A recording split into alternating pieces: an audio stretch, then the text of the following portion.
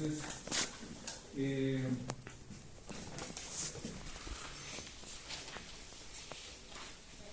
decimos porque estábamos hablando, por ejemplo, de ciertos factores que estaban ahí tomados en cuenta. No, la sincronización y inducción de regulación. Saben que hoy en día, en el caso de la sincronización de cerdos, se aplica mucho en bovinos, que es la especie que más se trabaja en Bolivia, y eso que en Bolivia debemos estar ahorita con solamente, yo creo que exagerando, no debe pasar del 12%, el 12% de los planteles bovinos son los que se están inseminando, ¿ya? Imagínense, es el 12% de todo el plantel bovino, es increíble, increíble. Tengo un dato de Aguilera, a ver, está chateando con el doctor.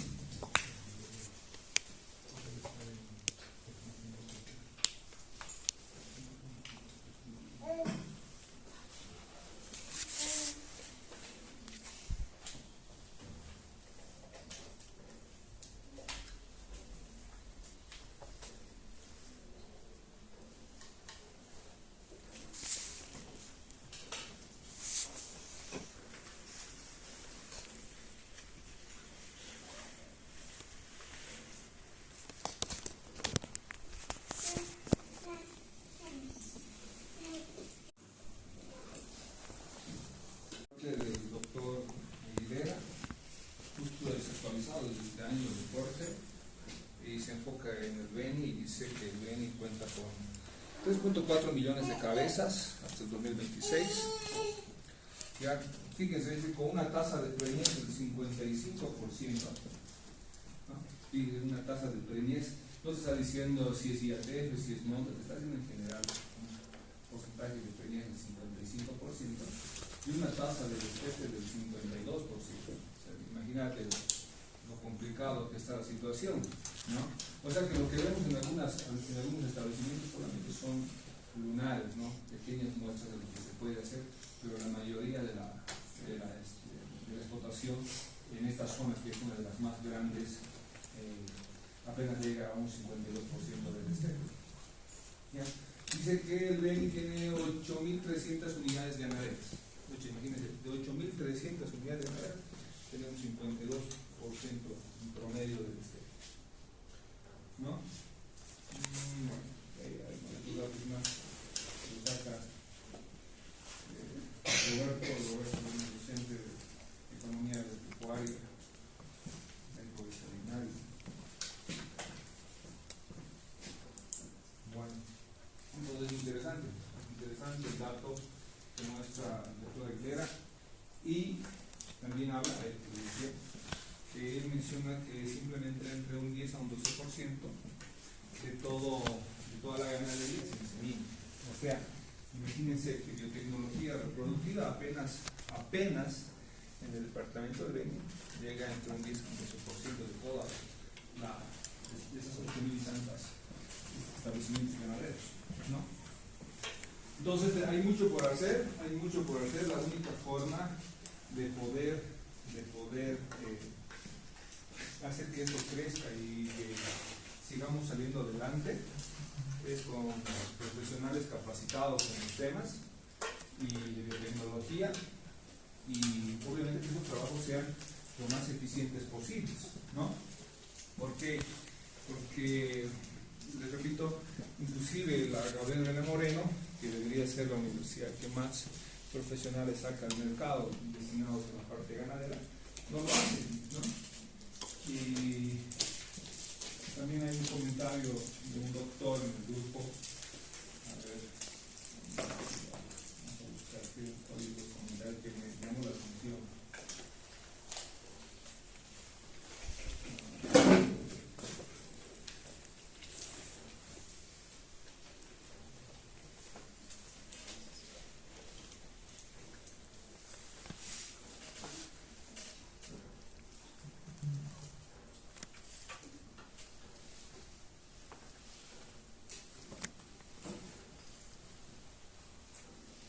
dice, no, bueno, es que hay un perfil que busca, dice, no, se busca responsable operativo ganadero para Santa Cruz y Loreto.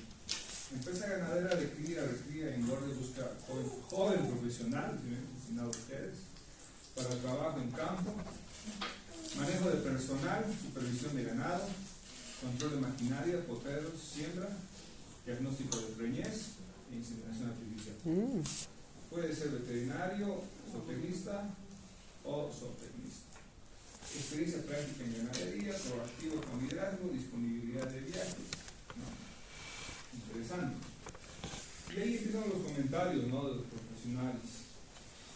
Y dice un docente, bueno, un amigo que trabaja mucho en genética, dice, no debería ser difícil cubrir este perfil.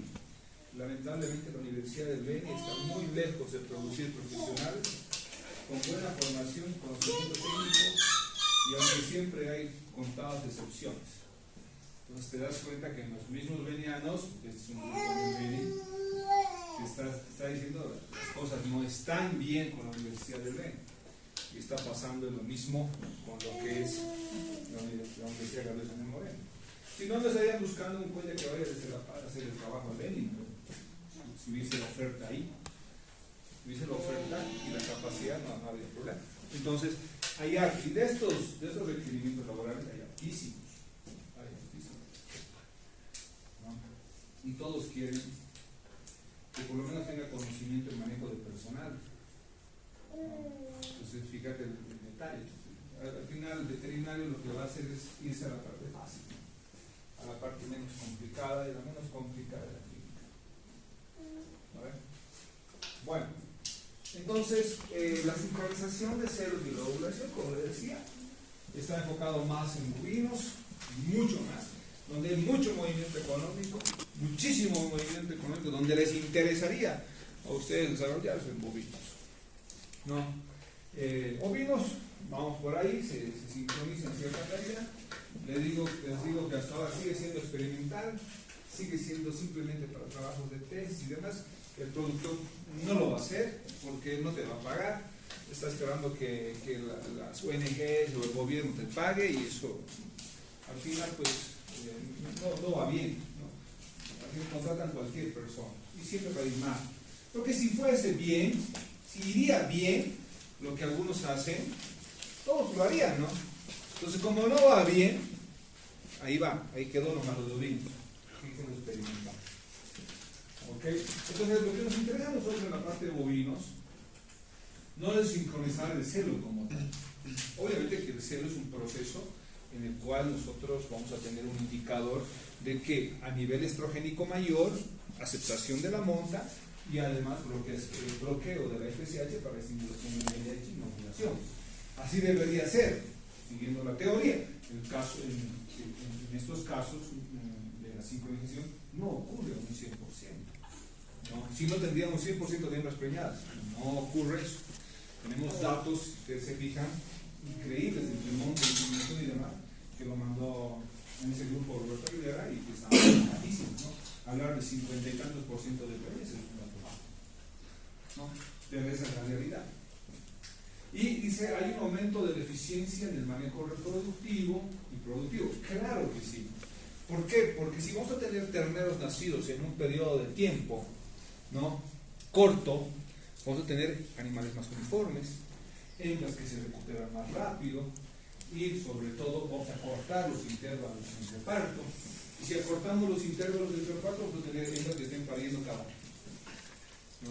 Y si tenemos hembras pariendo cada año, estamos hablando de una eficiencia y rentabilidad de esa producción, porque esa hembra está pagando el alquiler de su estancia o su permanencia en ese establecimiento con un ternero al año. Es la única forma de que la hembra sea productiva, acortando su intervalo entre parto y obviamente justificando esa presencia con ese ternero nacido cada año. ¿Ok? Entonces, ¿cuán importante es el diagnóstico de preñez? Sumamente importante. La única forma de saber lo que está pasando. Y cuán importante es hacer una selección y descarte de vientres productivos y productivos. ¿Está bien? ¿Está claro? ¿Ya? Entonces, eso es importante. Antes, las inseminaciones, cuando se hacía celo detectado, se tardaba más o menos 3 meses en hacer un grupo de 100 vacas, ¿no? 3 meses. Hoy en día esos 3 meses se han reducido en 10 días. 10 días y haces 100, 200, 300, 400, dependiendo la programación como tú hayas programado el trabajo y tu desempeño se hace más eficiente ahora con este programa de IATF, ¿no? Las hembras todas sincronizadas, todas estimuladas, pero, vuelvo a repetir, no es lo mismo celo natural que celo estimulado, ¿no? En este caso sincronizado. Entonces, la inseminación artificial a tiempo fijo, ¿ya? Tiene el objetivo de estimular o sincronizar como tal la ovulación, que es lo que más nos interesa, más que el celo. Porque hay hembras que inclusive no entran, no responden al trabajo de sincronización. Hay hembras que no manifiestan celo, pero sí están en proceso de elevación de estradiol, se llama celo silencioso. Entonces, lo que les había dicho, sacar a esta hembra, por ejemplo, del posparto es importante. ¿Por qué? Porque esa hembra que está en posparto entra en la etapa de recuperación uterina, que es normal, se llama periodo de espera voluntario, y posterior a ese periodo de espera voluntario, esta hembra tiene que manifestar un celo natural. Lastimosamente, no todas las hembras lo hacen. ¿Por qué? Porque por idiosincrasia o por una deficiencia nutricional. Aquí la nutrición es realmente importante. El manejo de la nutrición de esta hembra va a facilitar de que esta hembra salga de ese anestro, pueda empezar a ciclar y que tú la puedas inseminar y preñar nuevamente. La hembra generalmente tiene un posparto, debería ser de 45 días o 48 días como máximo. Algunas se lanzan hasta 50, no hay problema. La idea es de que todas estén recuperadas hasta los 50 días. No haya hembra que esté todavía con problemas de recuperación posterior a 50 días. Lo ideal sería entre 45 y 48. ¿Ok? Entonces se llama periodo de espera voluntaria. Si tú le esperas a ese animal que se recupere de forma natural. Claro que se puede estimular con algunos productos, ¿no? Se puede ayudar. Aquí la nutrición, les repito, es re importante. Los minerales son muy importantes. Y el control de enfermedades infecciosas también son importantes. O sea, esas endometritis y metritis que puedan aparecer posparto, hay que controlar. ¿Ok? Entonces te va a facilitar hacer el trabajo en grupos grandes. Lo que no podías hacer con celo detectado. Con celo detectado solamente tendrías que trabajar con grupos pequeños. Estás hablando de entre 50 y 100 vacas. Pero con un programa de IATF tú puedes trabajar con un número considerable de vacas. Nosotros creo que lo máximo que hemos hecho ha sido 400 vacas en un día, 200 en la mañana, 200 en la tarde. Entonces cómodo trabajar con programas de IATF y sincronización de celo. Las empresas grandes en Bolivia, como Unión, por ejemplo, no sé si han visto Unión en la calle 13 o 12, creo que es de Obrajes. La que hay en La Paz es pequeñita comparada con lo que hay en Santa Cruz. Pero a nivel nacional, Unión es la más grande, o sea, es la empresa más grande proveedora de los productos farmacéuticos. Es tan grande que se da el lujo de traer 3, 4, 5 protocolos de diferentes laboratorios y no se complica la vida con el tema de la competencia entre protocolos, ¿no? Ellos lo ven y no se hacen líos. Y los protocolos que pide te venden son por cada 100 vacas. O sea, ya está establecido. Protocolos para 100 vacas. ¿Okay? Tal vez en La Paz no lo manejan mucho porque no se hace mucha. En La Paz no se hace IATF, honestamente. Desde vuelvo a repetir, son simplemente experimentales lo que se hace comparado con lo que realmente ocurre en las zonas ganaderas. Después tienes a Corber, después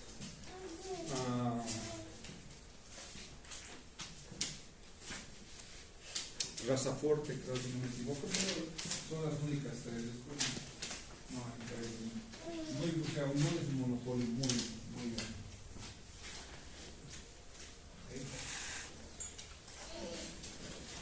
Este es un dato que cuando aparecieron los protocolos de sincronización, hubieron empresas como Synchrovac, por ejemplo, que sacó diferentes protocolos y evaluó sobre todo la aplicación de estos protocolos. Este es un trabajo donde se evalúa el efecto combinado de sincronización de la ovulación e inseminación artificial sobre la distribución de la tasa de preñez y producción de kilogramos de ternero destetado en vacas Bos Taurus. Ahí tienes dos razas, Aberdeen Angus y Hereford. Ok, entonces fíjese, el primer día del trabajo se obtuvo un 50% de preñez. Después se evaluó dentro de los primeros 25 días, se llegó a un 30 más, se sumó a eso, y los siguientes 25 días se incrementó un 12% más, teniendo un total de un programa de IATF de 92% de preñez. Nunca se habla de 100%, a no ser que tú hables de 5, 10, 15 pinches vacas locas, que obviamente no es un grupo experimental, no es un grupo, no puedes tener un trabajo peor de tesis, porque cuando los cuidados estén lanzando a 4 vaquitas, 10 vaquitas, como por ahí en una defensa, eso es quedar mal, lo que no significa, no tiene ni un valor, o sea, no es, esto no significa ese dato real que te va a servir a vos como para decir esto va a ocurrir, no es posible. Entonces, fíjense que no se habla de un 100%, ¿no? Pero ¿qué nos interesa de este trabajo? Es que no solamente lograr una máxima preñez, porque fíjense que se ha hecho diferentes trabajos, se ha hecho el trabajo en sí entre 50 días o 60 días, tomando en cuenta el primer día del primer trabajo. Entonces son 60 días, 2 meses de laburo para lograr un 92% de preñez. Me parece espectacular, me parece re bien, ¿no? Y con un peso promedio por ternero. ¿Por qué? Porque no te olvides que la inseminación no es solamente para maximizar preñez. La inseminación también es como un proceso para mejorar los rendimientos de los animales en campo. Entonces, ¿qué es lo que tú produces? Carne. ¿Qué quieres? Kilogramos de ternero producido. Eso es lo que te interesa. Entonces, si ustedes pueden apreciar, hubo un incremento de esos pesos obtenidos, obviamente, y este peso tenía que evaluarse al sistema. ¿Ok? Hay animales que nacen con pesos livianos, hay animales que tienen pesos elevados en el día del nacimiento, pero ¿qué nos interesa hoy en día? Nos interesa hoy en día un animal que tenga un peso promedio bajo, pero que tenga una ganancia diaria interesante por su nacimiento. ¿Ok? Porque a veces tenemos terneros muy grandes, es un problema para el día del nacimiento, si te complica, se lastiman las vacas, se lastiman las cervix, aumenta la mano de obra, hay que aumentar tratamiento farmacológico si siempre tienen problemas de parto, es todo un lío. No te compliques la vida con terneros o con machos que están produciendo terneros muy pesados el día del parto. Eso no es para alegrarse como tal, tienes que tener cuidado, es un indicador de que tienes que tener cuidado aquí vas a meter ese tipo de todo, ¿entiendes? Entonces muy importante. Pero de ahí que empieza a ganar peso, esa es la idea. Tiene que ser un ternero ganador de peso. Pero si fuese lechería, no te olvides, la única forma de evaluar a esa hembra lechera es más complicado todavía porque tiene que ser a partir de que esa hembra se preñe y llegue a parto. ¿No ven? O sea que la evaluación de esa hembra lechera va a ser después de casi 3 años de haber nacido. ¿Entienden? Más complicado. Lo que pasa en carne es mucho más rápido. Claro que nace ese ternero y el ternero tiene que empezar a ganar peso, ¿no? Y esa ganancia diaria de peso es la que tú la controlas en balanza y tú sabes qué está pasando y qué has hecho. ¿No ves? ¿Está bien? Bueno, dejando ya la sincronización, seguimos avanzando con esto, porque cada uno es un tema, no olviden, solo estamos dando pautas, lanzando las ideas, y ustedes tienen que ir, no se olviden, participando y preguntando. También tenemos la superovulación y cuando hicimos los programas de transferencia de embriones, la superovulación entró como parte del protocolo, se pasó a congelamiento de semen, congelamiento de embriones, igual que al congelamiento de semen, y la propia transferencia de sus embriones conectados, ¿no? En Bolivia esto empieza en el Beni. Yo me acuerdo que conocí al señor que lo hizo por primera vez, que fue la familia Bruckner, ¿no? No me acuerdo ahorita la cabaña Irobi, fue de los primeros en hacer las transferencias. Trajeron unos gringos ¿no? Para hacer las transferencias en vacas en Bolivia, o sea, los embriones ya vinieron de Estados Unidos y los transfirieron en Bolivia, pero la transferencia era quirúrgica, o sea, le hacían una cirugía a la vaca, ¿no? En el lado lateral, se sacaba el útero, se lo introducía dentro del útero, se volvía a cerrar todo el lío, era una laparotomía lo que había que hacer. Bien complicado, ¿no? Pero fue los primeros trabajos, les hablo del año 88, por ahí que revisé en la bibliografía.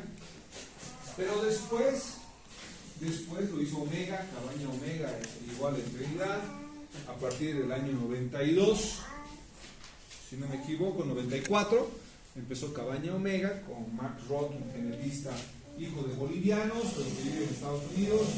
No sé si seguirá vivo Max, amigo, tuve oportunidad de conocerlo.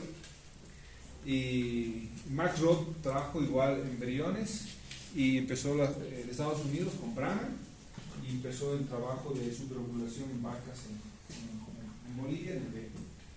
Pasó eso y bueno, los cruceños se apoderaron de la técnica y empezaron las cabañas en Santa Cruz, o sea que el Beni, como siempre, un poquito rezagado, ¿no? Se quedó hasta ahí, nomás llegó, fue el que lanzó las primeras ideas, pero hasta ahí nomás llegó.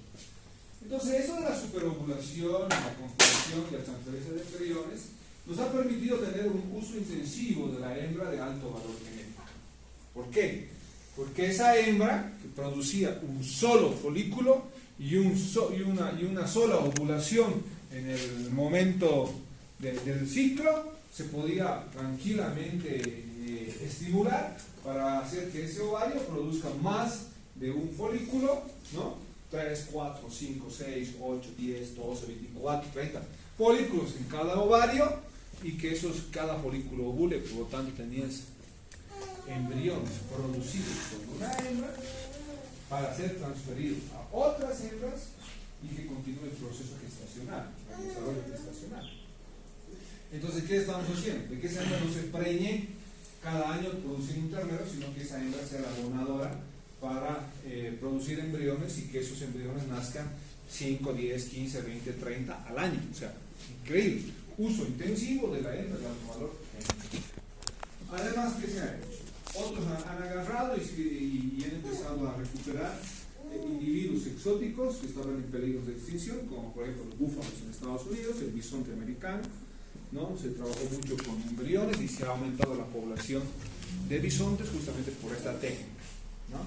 En cerdos no se lo hace, en ovinos se lo hace, pues es un poquito más complicado, digamos lo mismo que en el caso de la inseminación, ¿no? Pero si vos después te irías a trabajar, por ejemplo, a Colombia, irías a trabajar a Nueva Zelanda o a Noruega, ahí tendrías que hablar netamente de ovinos, porque el potencial de esos países es ovinos. Entonces, ahí sí tendríamos que hablar mucho de sincronización de cerdo en ovejas y transferencia de embriones en ovinos.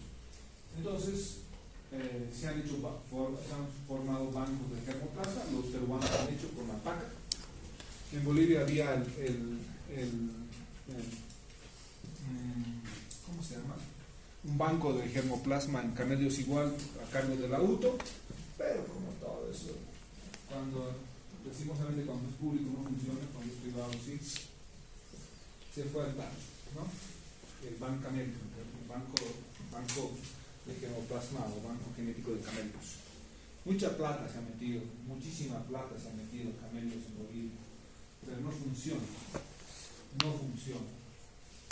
ya, no ha pasado como lo que ocurrió con el Perú, que Fujimori le metió muchísima plata sacando y matando todas las llamas, porque ha dicho que esto no sirve, se ha enfocado en alpaca, ¿no? Y le ha metido muchísima plata a la alpaca, y Perú es lo que es ahora gracias a ese cambio de política.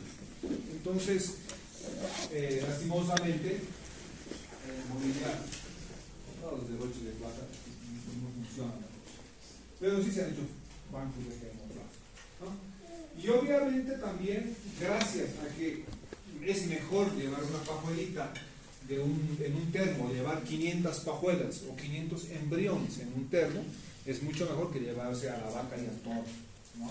Entonces la importación y exportación de material genético se ha hecho más eficiente con los programas de superovulación. Bolivia vende embriones a Brasil, vende embriones a Ecuador, vende embriones a Perú, ¿no? Especialmente en Brahman y Gir y Nelor, es lo que vende, ¿no? Y bueno, en Perú, si quieres, pues así te compras embriones por ejemplo, de lechería, en pardo suizo, en Holstein, te iría re bien si empezaríamos a trabajar con ese tipo de embriones o de Argentina, ¿no? Pues repito, es más fácil llevarse 500 embriones en un termito pequeño de 3 kilos que traerse la vaca y el toro, re complicado. ¿Ok? Ahora, estas técnicas han sido tan bien manejadas y tan bien dadas a conocer a los profesionales que por medio de tratamientos hormonales se ha podido hacer esta estimulación del desarrollo o de la actividad ovárica, ¿no? ¿Ya? Pero para hacer este tipo de manejo farmacológico tú tienes que conocer la característica o el funcionamiento fisiológico de la hembra, ¿no? Tomando en cuenta de que tú puedes tener hembras de buena respuesta o hembras que no van a responder a los tratamientos, ¿ya? Entonces vamos a hacer de que una hembra pueda tener una actividad mayor en el desarrollo folicular y obviamente disminución de la atresia folicular como tal. Se dice que en un protocolo de superovulación se puede obtener entre 3 a 7 embriones transferibles. Fíjate, 3 a 7 embriones transferibles. Yo he visto casos de 24 embriones transferibles de una hembra, como también he visto casos de 0 embriones transferibles de una hembra. ¿Ya? Les vuelvo a repetir, ¿dónde se aplica más? ¿Dónde se hace más? En bovinos. Aunque ahora, por los costos y por la aparición del famoso o de la famosa fertilización in vitro, esto ya quedó atrás, ¿no? O sea, para nosotros, ya, digamos, en La Paz, hablar de transferencia, la transferencia de embrión, pero cuando los cruceños dicen, la transferencia ya quedó atrás. ¿Por qué? Porque lo que hoy en día se hace es FIP. Pero bueno, necesitamos hablar de transferencia, ¿no? Necesitamos hablar de superovulación, no le vamos a entender al FIP si no le entendemos a la transferencia. ¿Ok? Entonces, su mayor aplicación, como les había dicho, es en bovinos. Donde corre más plata en este país es en bovinos. ¿Ok? Claro que creo que los equinos lo van a superar en algún momento, pero ahorita, donde más plata corre, es en bovinos. Pero es una vaca boliviana, casi llega bueno, llegó a $1.000.000 en Brasil, ¿no? Y ahí nunca va a llegar al $1.000.000 una oveja, una llana, ¿no? Claro que sí, los equinos pueden superar muchísimo ese dato. Les puedo hablar de equinos que están con $12 millones en remates, es una locura, ¿no? Pero pues son lunares, mientras que en bovinos son altísimos y lanzados al comercio. ¿Ya? Entonces todo está justificado, lo que tú hagas está justificado, porque hay un retorno económico muy interesante.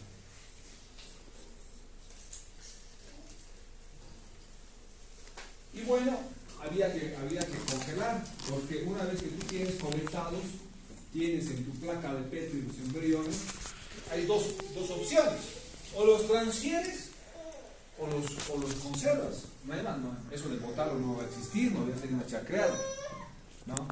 O los transfieres o los congelas, los conservas, y en este caso la conservación es congelando, ¿no? Entonces, así como el semen había que conservarlo y aparecieron las técnicas de conservación como la refrigeración, con los dividientes o la refrigeración asociada a procesos de congelamiento, ¿no? También en el caso de los embriones empezó a ocurrir este proceso. Había que conservar estos embriones para transferirlos cuando uno vea necesario, ¿ya? Entonces algunas técnicas aparecieron a base de alcohol, pero otros también empezaron a trabajar con la famosa vitrificación. Trabajo para la próxima semana, proceso de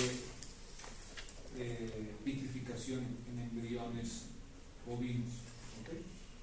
trabajo para la próxima semana. ¿Ya? Y gracias a esta selección, nosotros pudimos observar, por ejemplo, que algunos trabajos nos decían que es mejor trabajar con módulos, otros trabajos decían no hay diferencia entre módulo y blastocisto, no hay diferencia, pero sí va a haber diferencia en cómo tú lo congelas. ¿Qué quiere decir? Algunos dicen lo vamos a congelar en nitrógeno líquido si son módulas y lo vamos a vitrificar si son blastocistos. ¿Okay? ¿Por qué? Porque si vos ves en la pantalla, obviamente ves que el blastocisto tiene pues líquido intracelular. Entonces eso puede ocasionar de que el nitrógeno líquido, de acuerdo a la técnica que tú uses, y si hubiese un error en el proceso, se pueda cristalizar y en el momento del descongelamiento se puede explotar. ¿No ves? Se puede explotar. Entonces, vitrificación versus funcionamiento con nitrógeno líquido es lo que uno tendría que tomar en cuenta para tener un mejor resultado del congelamiento, ¿no?, de un determinado embrión. En este caso, tomando en cuenta que solamente hay dos opciones: o es blastocisto o es módulo.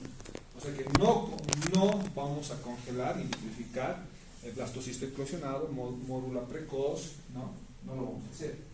Solo el estado de módula compacta, obviamente, y blastocisto temprano.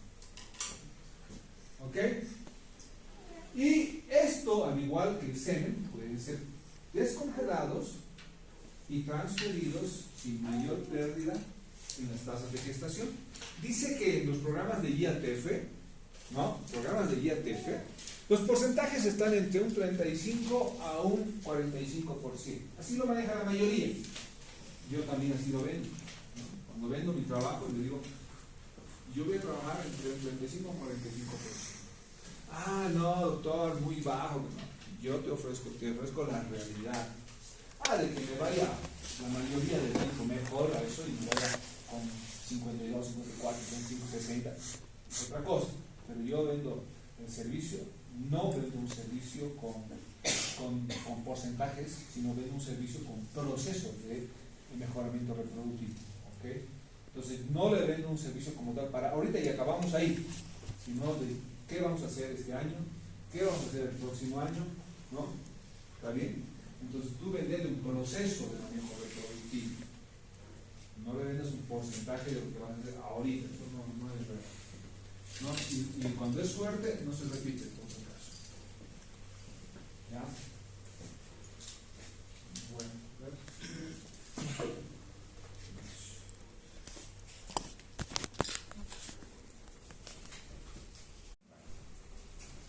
y pasamos lo de superovulación.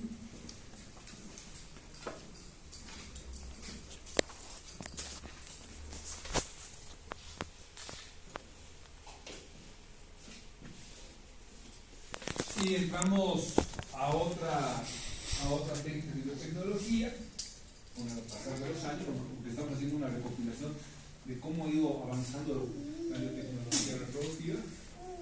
Y empezamos a hablar de micromanipulación de embriones para producir mellizos homocigotos. Pucha, boom, ¿no? Pero, ¿saben que la mayoría de estas cosas las desarrollaron los biólogos, no los veterinarios como tal? Claro que los veterinarios más técnicos se han aprovechado de la técnica y listo, empezaron a trabajar ellos. Pero los biólogos son los que han iniciado estos trabajos, por si acaso. Algunos han trabajado con médicos humanos y se han hecho las pruebas experimentales en humanos y después esto brincó netamente a los animales, ¿no? A animales de interés. Además se hace, les vuelvo a repetir, a nivel mundial, bovinos y equinos. ¿Okay? Entonces, fíjense, dice micromanipulación de embriones para producir mellizos homocigotos. ¿Cuál era el fundamento? ¿Cuál es el porqué? Un aumento del número de individuos nacidos por el embrión. O sea, ¿qué quiere decir? Tú tendrías que haber agarrado ese embrión y hacer de que ese embrión se pueda desglosar y en vez de que él solito continúe su desarrollo gestacional, tú puedas sacar 3 o 2 células que puedas tener dos individuos idénticos para producir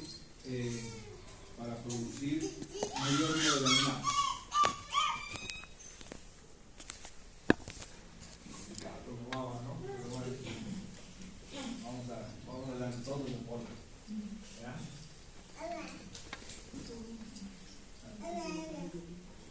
Es mujer para la mujercita, ¿no? Sí. Anda viendo lo que tu mamá va a llevar el próximo semestre de nuevo. Entonces, quería comentar el número de individuos. ¿Vos sabes?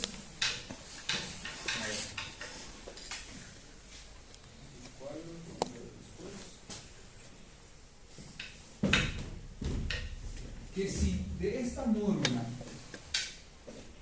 porque aquí hay, por si acaso, ustedes ya han llevado el repro, ¿no ven?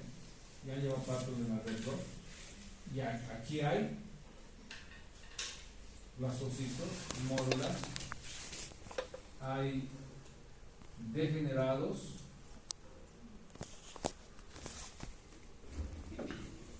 hay infértiles, por si acaso, ¿no ven? No ven, si yo sacara, por lo que hacían estos con la micromanipulación de embriones, era sacar ¿cómo se llama la célula interna de la módula?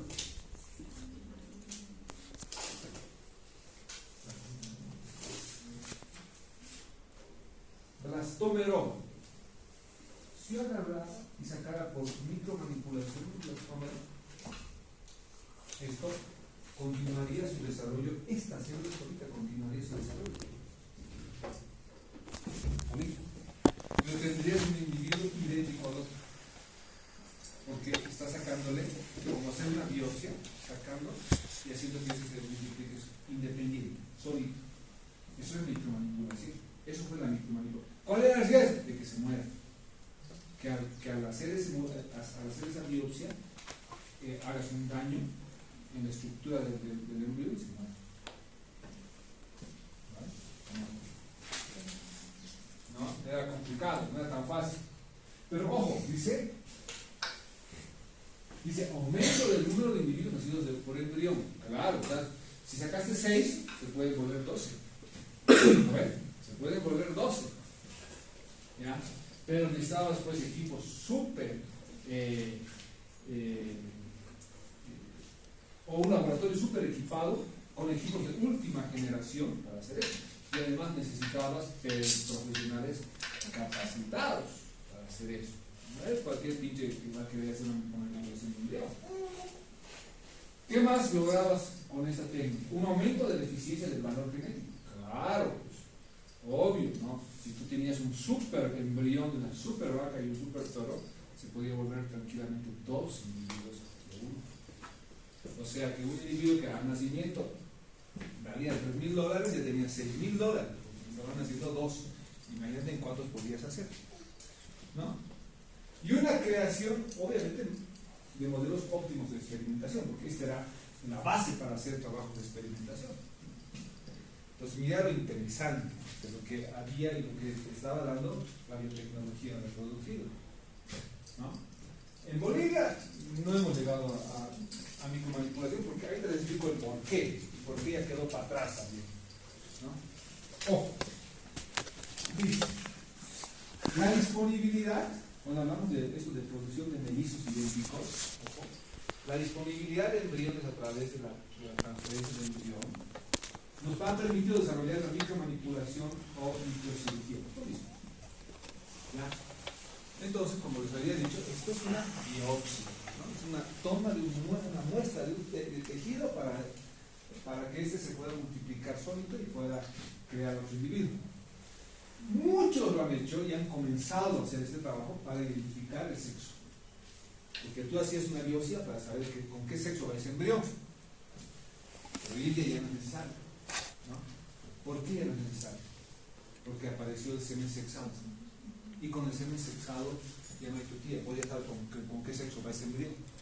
Entonces ya la micromanipulación, que era la forma biotecnológica para saber el sexo de un individuo, chao, quedó para atrás. Listo. Fue reemplazado por algo mucho más sencillo llamado semen sexado. O sea que el espermatozoide, lo sabes, en caso del bovino, igual que en humano, es el que define el sexo. Pues como ya sabías que ya iban con carga genética para producir hembras, era embriones eran hembras, listo.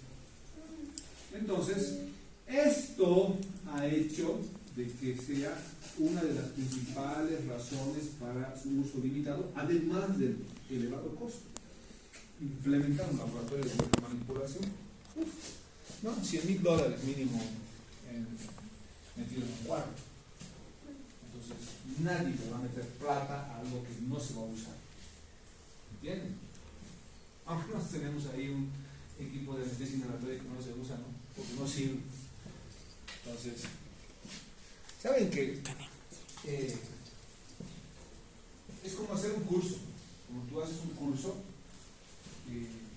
si vas a hacer un curso donde el costo de inscripción sea 100 lucas, esos 100 pesos que sean bien invertidos.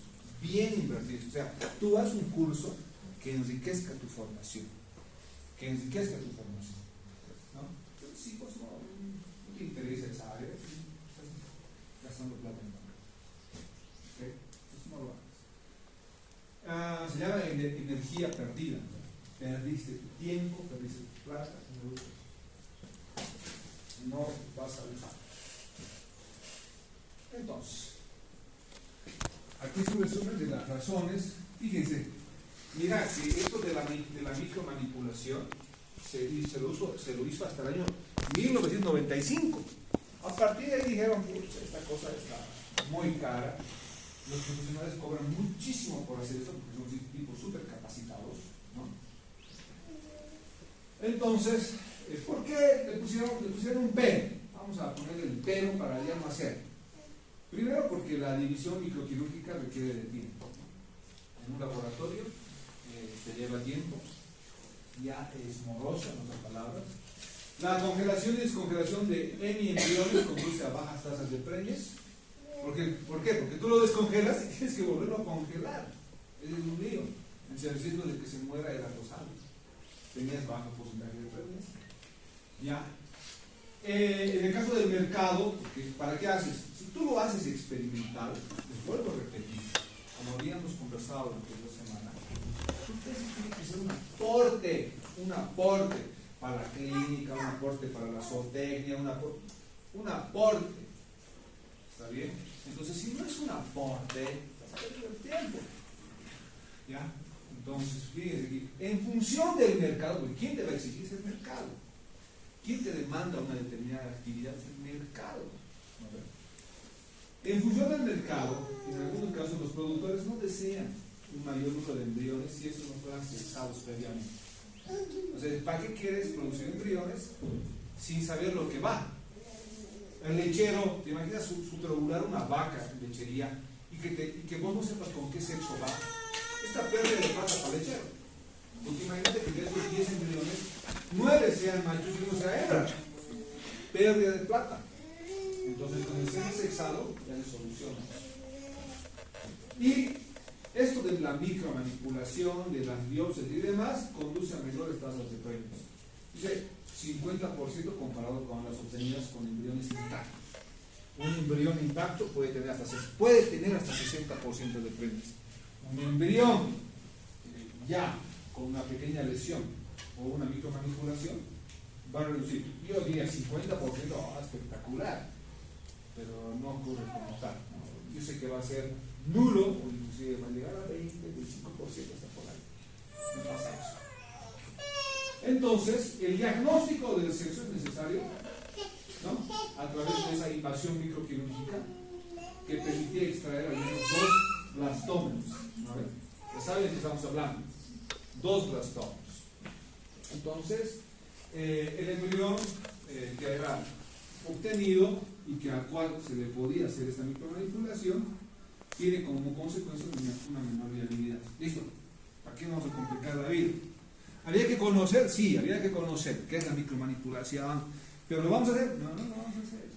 Porque no justifica. Hay técnicas mucho más sencillas que hacen más difícil tu trabajo que estar metiéndole mano a sus embriones producidos. ¿Está bien? ¿Está claro?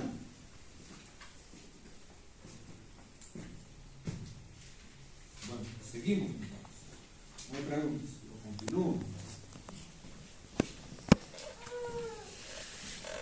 Entonces, como les había dicho, Ahí empezó el sexado del semen para tener también sexados embriones, ¿no ves?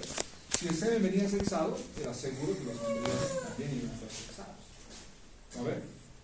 Iba de la mano.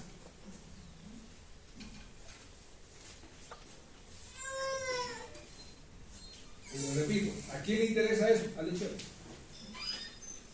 Sabes que en lechería, los veterinarios que se dediquen a lechería,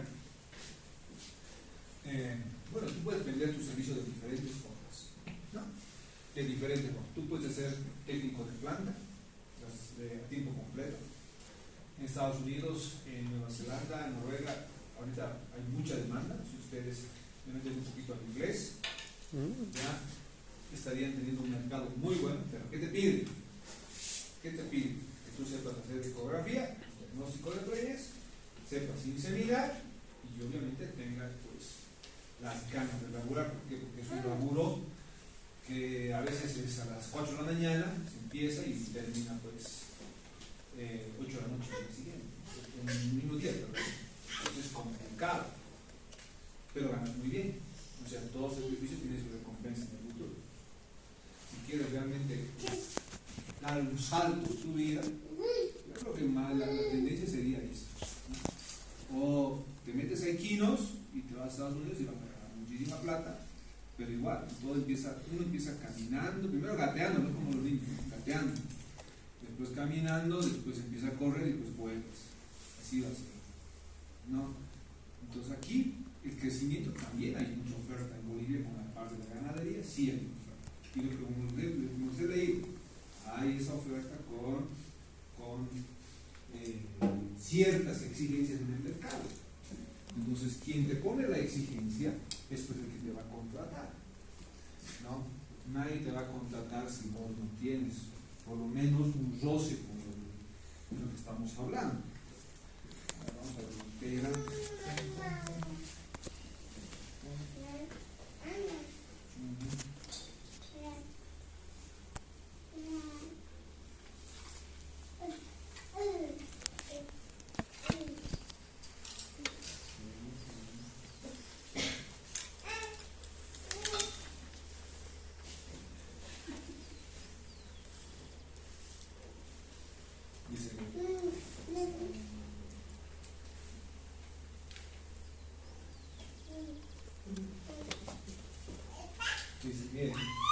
Se requiere jefe técnico comercial. Obviamente todos son gratuitos. El perfil: médico veterinario zootecnista, con experiencia mínima de 3 años en el sector ganadero. Nada imposible, pero uno se puede lanzar al campo, ¿no? Experiencias en cargos comerciales, manejo técnico de genética y de producción ganadera. Principales funciones: capacitación de clientes de ganaderos, propietarios de todos de alto valor genético, diseñar y ejecutar estrategias comerciales y de marketing de los servicios, negociar contratos y paquetes de servicios según volumen de pajuelas, o sea, semen, brindar soporte técnico comercial licenciado en temas de genética. Fíjense, todo el tiempo están buscando. Bueno, puedo leer un montón. Entonces, te pide que tú por lo menos tengas el roce y sepas más o menos de lo que ellos están necesitando. ¿No ven?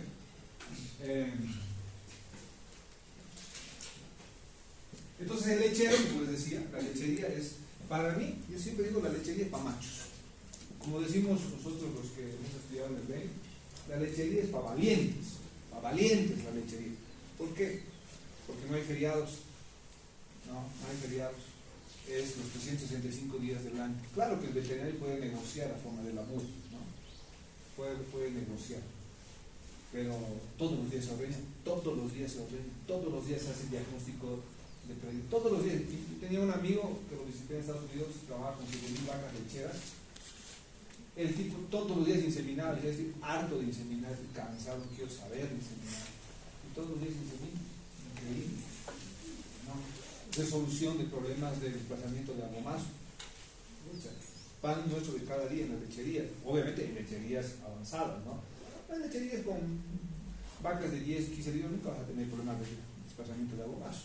pero lecherías con 35, 40 litros, a esas vacas sí van a tener problemas, ¿no? Problemas de atención de partos y solución de partos, todo el tiempo jalando ternero, todo el tiempo. Entonces, la lechería es bien complicada, bien complicada, ¿ya? La producción de la descendencia con el sexo seleccionado es lo que te pide la lechería. De ahí pues es que la exigencia del mercado es lo que a vos te obliga a hacer una determinada actividad o desarrollar una técnica determinada. Y eso ha ido pasando. A micheros le han dicho, basta de tener terneros machos, queremos tener terneras de nacimiento. Entonces se lo plantearon al mercado y el mercado dijo, perfecto, vamos a empezar a producir semen sexado y listo, ¿no? Y ahí nació. Eso es la técnica, ¿no? Entonces, el sexado de espermatozoides lo hace una máquina, les repito, que se llama citometría de flujo la técnica, o sea que la máquina es un citómetro de flujo, ¿ya? Lo cual a nivel comercial solamente hay una empresa que tiene, bueno, hay dos empresas que tienen el derecho a nivel mundial. Una que es la dueña del patente, se llama ST Genetics, Sexing and Technology, es la empresa que tiene los derechos a nivel mundial, solo que ABS, American Breeding Service, le hizo un juicio para poder tener también ellos los derechos, y bueno, se dio, pero tuvo que pagar como $10 millones, creo, ABS a ST, para que ellos también puedan producir semen. O sea que nadie a nivel comercial lo puede hacer si no tiene la autorización de ST, tiene la patente. Entonces, el sexado de semen fue la base para tener sexado de embriones. Listo, se acabó el lío. No vamos a complicar la vida micromanipulando al embrión. Entonces, la identificación del sexo de los embriones se lleva a cabo comercialmente por medio de una reacción en cadena, dice una reacción en cadena conocida como PCR, para determinar la secuencia específica de ADN. Y en este caso tendría que hacerse el trabajo en espermatozoides. A ver, en espermatozoides. ¿Para qué? Para que estos espermatozoides sean identificados de acuerdo al cromosoma que está en el ADN de los espermatozoides. ¿No ven? ¿Ok? Ustedes saben que para producir un espermatozoide que produce embriones hembras, ¿qué carga genética tiene que tener? ¿Qué carga cromosómica? ¿Qué? ¿Qué? ¿Y macho? Sí. Ah, eso sí saben, ¿no ven? No estaban animándose. Ya les repito, están en noveno. Esto es básico. Esto es como saber qué músculo se encuentra a nivel del miembro posterior, así de básico es. ¿Ok? ¿Ya? Bueno, entonces había que identificar aquellos espermatozoides que tienen el cromosoma, ¿no?, Y para poder aislarlo y que solamente se queden cromosomas X. ¿Vale? Entonces, este sexado de espermatozoides es lo que nosotros buscamos, ¿no? Es la biotecnología basada en la selección de espermatozoides, dice, nos ha permitido constituir una alternativa ventajosa para la producción de este tipo de individuos. ¿Ya? Miren que la técnica ha sido desarrollada por Johnson y algunos colaboradores en el año 89. Pero se hace comercial a partir del año 2000, por si acaso. En el año 2000 ya empezó con el boom a niveles comerciales, ¿no? A niveles industriales, digamos. A ese nivel se empezó a trabajar.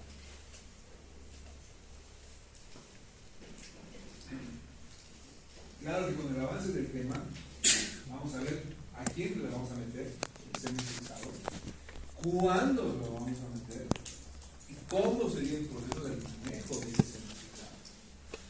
¿Ok? Esto es biotecnología. Si se dan cuenta, ha llevado materias avanzando bien, fácil, suave, y llega al noveno y ¡blum! ahí te empiezas a ver cosas que no son tan fáciles de entender, les entiendo, pero lastimosamente no es su culpa, es el avance de las materias que deberían complementar para que tú tengas aquí una idea clara. También se sea que no es nomás. ¿Cuántos huevos? ¿Cuántos son de la vaca? 4, 100 puntos. Listo, por favor, curso de grado. Entonces, esta evolución de la técnica del semisexado, ¿no?, ha constituido la tercera generación del avance de la biotecnología, ¿no? La tercera generación, ¿ya? Y obviamente su inicio, como les decía, a nivel comercial fue en el año 80, pero ya como industrial, ofertándote el semen en todos los países del mundo, esto ha sido a partir del año 2000, ¿ya? Sus potenciales aplicaciones están dirigidas a sistemas de producción cuya rentabilidad, ojo, depende de un mayor número de reproductores de un sexo. ¿Okay? ¿Qué pasa, por ejemplo, en el caso... yo he estado en antes de Navidad, antes de Nuevo, fui a San Javier, a una lechería, a inseminar a las lecheras, le metimos Angus, toro de carne, ¿no? Y él me decía, bueno, hablábamos con el dueño, porque inseminamos 200 vacas lecheras con Angus, increíble. Y yo le decía, ¿y por qué no quieres inseminar con lecheros? O sea, vacas son lecheras. Me dices que, doctor, ya tengo muchísimas hembras, no tengo espacio para más hembras, entonces lo que tengo que hacer es producir machos, porque estos machos los vendo al nacimiento, se van chao, ya, para el gordo. Entonces yo necesito, hay que hacer un equilibrio en establecimiento. Entonces a los lecheros llega un momento en que se saturan su explotación, no tienen más campo, pero si no preñan, no hay leche. ¿No ven? Si no hay parto, no hay leche. Listo. Entonces, ¿qué tienen que hacer? Preñar. Pero pucha, preñar para tener hembritas, lastimosamente esas hembritas no hay espacio para mantenerlas, tienen que producir machos. ¿Por qué? Porque todos los machos se van a matar, ¿no? Igual, sea hembra o macho en carne, tienen que ir a matar. ¿Ok? Entonces, sus potenciales aplicaciones están dirigidas a sistemas de producción, dice, cuya rentabilidad depende de un mayor número de reproductores de un sexo o sexos. ¿Ok? ¿Ya? El espermatozoide bovino conste, por si acaso, porque esto lo hace citómetro de flujo, ¿no?, que contiene el cromosoma X, que es 3.8% más ADN, o sea, más pesado que aquel que tiene el cromosoma Y. ¿Está claro? ¿Puedes repetirlo? Dice que el espermatozoide que tiene un cromosoma, en este caso X, es mucho más pesado, en un 3.8%, con respecto a aquel que tiene el cromosoma Y. Entonces el citómetro de flujo hace eso, una selección por descarga eléctrica separado de acuerdo al peso del espermatozoide. Ojo también, ¿no? El citómetro de flujo, y lo dicen las empresas, lo dice ABS y lo dice ST, dice, el citómetro de flujo no es 100% efectivo. ¿Qué quiere decir? Que puede haber, dice, hasta un 5% de probabilidad, ¿no?, o 5% en porcentaje de que puedan hacer machos. Que tú usando un semen sexado, tú puedas tener macho. Hay un 5%. Yo vengo usando semen sexado desde el 2019, creo, que no me equivoco, 20. Así, fuerte, ¿no? Porque antes usábamos, sí, una vaquita ya semen sexado, pero después metiéndole a full a semen sexado a vacas lecheras, especialmente en la tormenta, y nunca salió macho. Nunca salió macho. Estamos hablando de 7 años de laburo, nunca un macho. Pero sí he visto en La Paz, especialmente en el altiplano, que han metido semen sexado y nació macho. Yo creo que es más por el gente de ellos. ¿No? Yo creo que hay mucho mamón. El peruano es recontra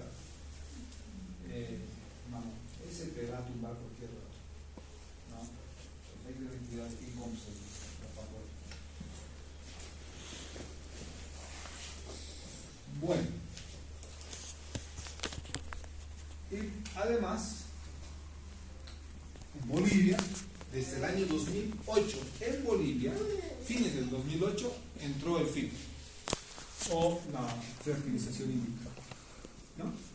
Entró la fertilización in vitro, que quiere decir que hasta el 2008 se hacía transferencia de embriones, todavía, a fines del 2008 se seguía con la superovulación, pero ya entró el FIP, y empezó a hacer a robarse el mercado de los que hacían transferencia. O sea, le obligaba al veterinario que trabajaba en eso a hacer FIP, a capacitarse en FIP y obviamente implementar un laboratorio. Hoy en día, trabajar, o sea, meterle un laboratorio por esos $150,000 para hacer un laboratorio FIP mínimo, y necesitas pues de un personal calificado para ese laboratorio. No podemos hablar de cuándo vos harías un curso de FIP, cuando el mercado te lo pida. ¿Cuánto te cuesta hacer un curso de $2,000 ahorita? Pues, ¿vas a gastar $2,000 para no laburar en eso? No, no tiene sentido. No tiene sentido. Vos laburar en lo que te pide el mercado. Y lo que te va a pedir siempre el mercado es inseminación. Siempre te lo va a pedir. Siempre. Y te pone aquí, acá. Y eso se evalúa fácilmente en Santa Cruz y en el DENI. Los que hacen reproducción, siempre en la parte superior de la pirámide. Entonces, esto del FIP, o de la producción de embriones in vitro, dice que se hacía en hembras que no respondían al tratamiento de superovulación. ¿Por qué? Porque se empezaba a aspirar los folículos. La aspiración se llama ovum, o ovum pickup, ¿no? La aspiración se llama ovum. Y la técnica de hacer de que ese ovocito sea fertilizado tiene que ser en laboratorio. Entonces eso era fertilización in vitro. Pero tú, ¿cómo colectabas al ovocito? Mediante técnicas de aspiración, ovum pickup. ¿Ok? Entonces, como hacíamos en hembras donde no respondían tratamientos, la hembra viva, no la hembra muerta, no sirve de nada, pues el muerto, hembra viva, y producción de embriones experimentalmente que empezaron con humanos en matadero. Me vuelvo a repetir, si está en matadero, hoy en día es porque es descaro. ¿No ven? O sea, raro va a ser un caso de una hembra que está de supergenética, que está en matadero, o se fracturó, o es brucélica. ¿No ven? ¿No ven? Pero a la brucélica hoy en día ya se solucionó el problema, le haces FIP, se acabó el lío. Esos embriones no nacen enfermos, no pasa la enfermedad a través del embrión porque no se lo controlamos. Entonces ya tiene una alternativa. ¿No ven? Algo que sea de la vaca vieja, ¿no? Y entonces también la puedes hacer en matadero para sacarle unos 5 embriocitos antes de que ya sea vivo, pero mejor si es en vaca viva, la técnica en vaca viva. Entonces esto era experimental.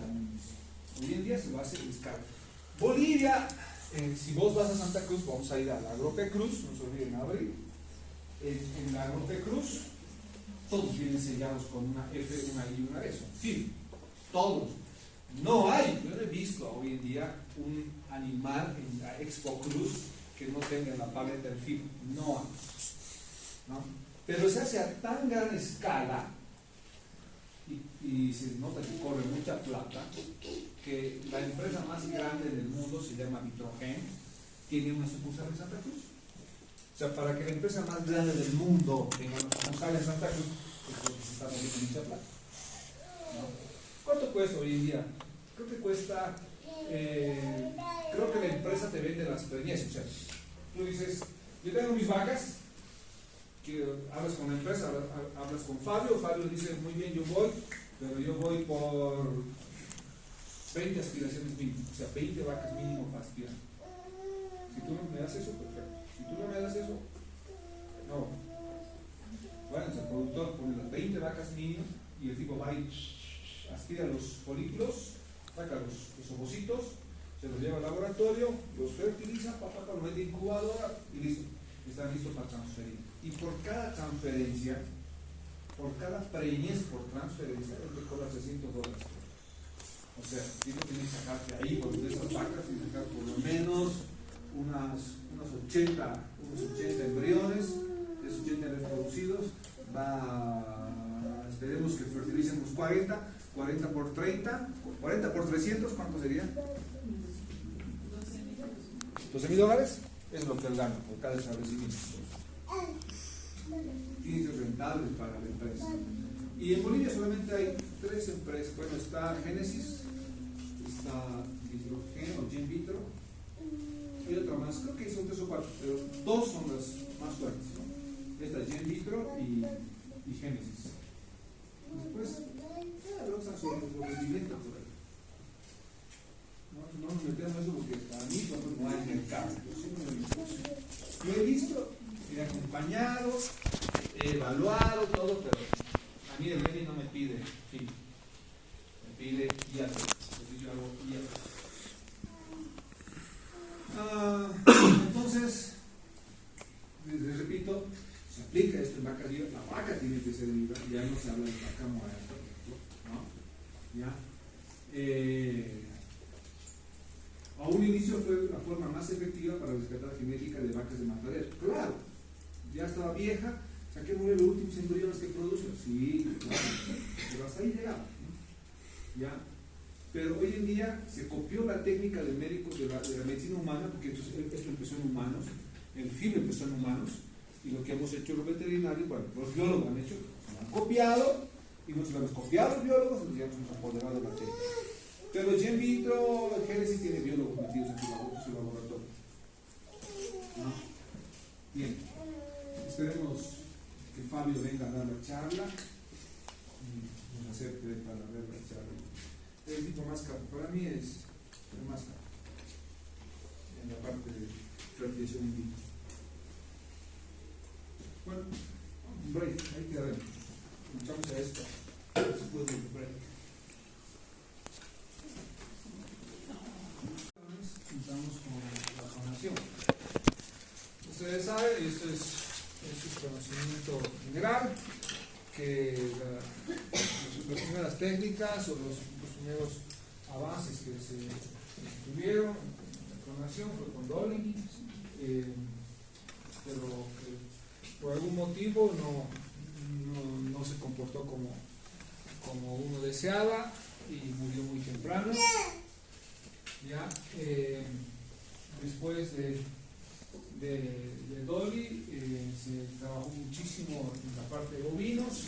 Hoy en día se clona, o sea, hay hartísimos animales clonados, muchos. Hay una vaca clonada en Brasil, boliviana. Creo que Colombia y Brasil son los países que más clonan. Se ha hecho justamente en animales super élite, ¿ya?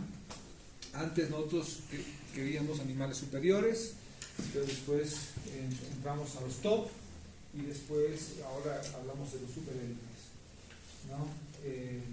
Y en el caso de los superélites, animales probados por su capacidad productiva, y donde más se hace esto es en lechería, ¿no? Y donde más se ha hecho obviamente es en gir lechero, ¿ya? Es la raza que más se ha trabajado en la parte de clonación, en la parte de Latinoamérica. Los gringos han trabajado mucho en equinos, se ha trabajado, o sea, clones, hay muchísimos clones en equinos, especialmente de carrera y de deporte, como en el caso del polo en Argentina y Uruguay, se han clonado muchos equinos para polo, pero sigue habiendo esa discrepancia en el caso de los bovinos, de que si se comporta igual o no, ¿no? Igual o no. O sea, los T1, T2, T3, ese es el código que se les pone a los clones. En el caso de, por lo menos en el caso de teatro, que es un toro G, en el cual estaba usando en el campo, hasta ahorita no vemos que el individuo transmita lo mismo que transfería, por ejemplo, o transmitía, perdón, el donador de la célula, ¿no? O sea, Teatro ya murió hace varios años, pero sus clones hasta ahorita no transmiten lo que él era. Entonces, esto se ha hecho para la eliminación de la variabilidad de genotipos individuales y obviamente ha sido una herramienta para el aumento de la eficiencia de la transgénesis, ¿no? Esta, por ejemplo, esta vaca que está en la pantalla, fíjense sus dos clones, ¿no? De Dengosa, dos clones que si tú los ves deberían ser 100% idénticos, ¿no? Deberían ser, ¿no?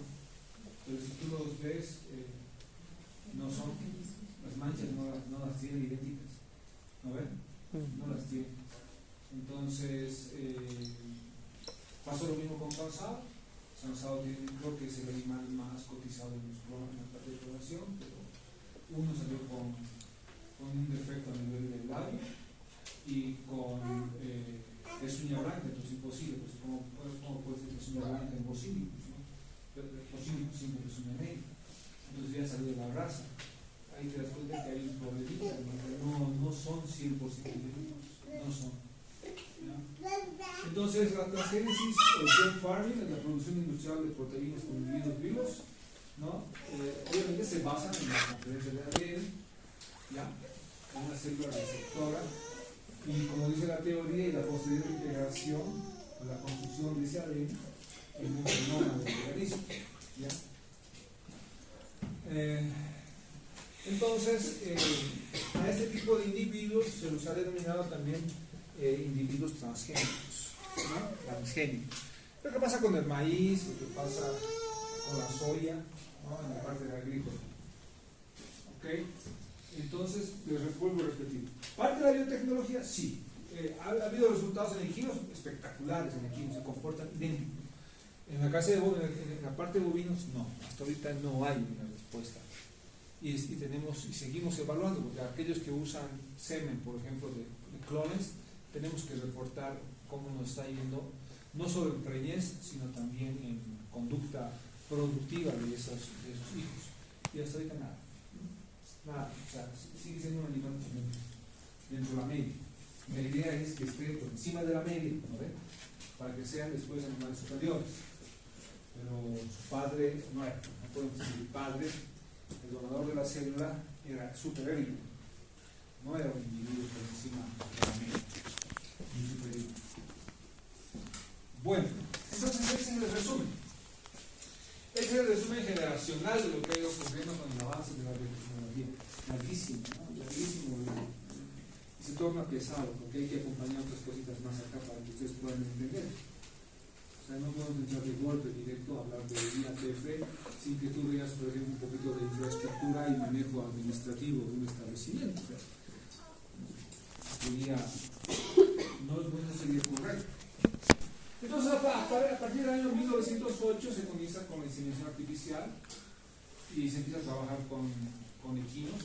Saben ustedes, esto siempre saben en mejoramiento genético y genética, que el primer trabajo de inseminación se hizo en equinos. Entonces, la inseminación, que los árabes la comenzaron a partir de 1908, a partir de ahí, cada año se inseminan muchísimas hembras. Se dice que 80 millones de hembras al año son inseminadas a partir de ahí. Yo creo que obviamente muchísimo más, ¿no?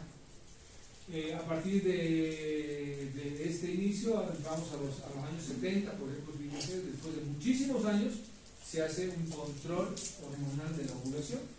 Se habla mucho de la sincronización de celo.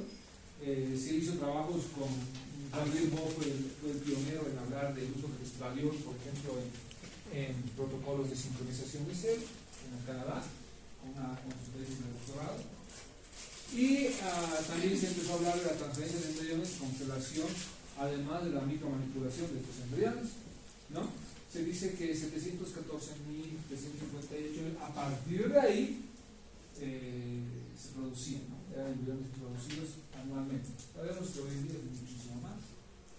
La tercera generación empezaba a partir del año 80, ya no fue tan largo la diferencia, no fue tanta con respecto entre la primera y la segunda.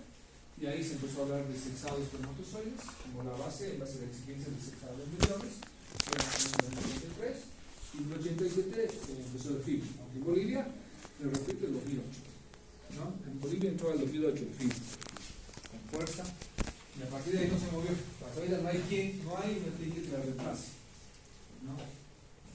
O sea que la transferencia de embriones, en nosotros que hablábamos del año 92 más o menos, ya quedó para atrás, y en 2008, hasta el 2008 se trabajó con transferencia de embriones y ovulación, pero a partir del 2008 hablamos de fertilización in vitro y ovovivificante. Y las de cuarta generación se habla de la clonación de las células somáticas. Estamos hablando de este Dolly que empieza en el año 90, 97 más o menos, donde ya se dan los primeros datos y la muerte de Dolly por X o Z motivo. No fue todavía eso reportado, pero a partir de ahí fue el inicio para otro tipo de experimentos. ¿Ok? Y la de quinta generación, las transgénesis, ¿no? Con el Gen Farming, el año 2000, el uso, por ejemplo, de la genómica, ya para identificación de individuos superiores a temprana edad. ¿Ok? Y eso hasta el día de hoy se sigue trabajando. ¿Trabajamos ahorita con clonación? Sí. Lo hacen las empresas interesadas. Dicen que cuesta $500,000 producir cada individuo, ¿no? Después se trabaja con la genómica para la identificación de individuos superiores a temprana edad. Se sigue trabajando con IATF. Obviamente se hace mucho FIB, ya mucho congelamiento de semen, mucho sexado de espermatozoides, porque tenemos a la oferta en el mercado, pero la micromanipulación ha quedado atrás. Creo que de las únicas técnicas que todavía no ha podido ser reencauzada, se ha quedado en el olvido, justamente por lo que habíamos mencionado de los costos y porque se han sexado la reemplazo. ¿Está bien? ¿Está claro? Bueno. ¿Preguntas? ¿Dudas?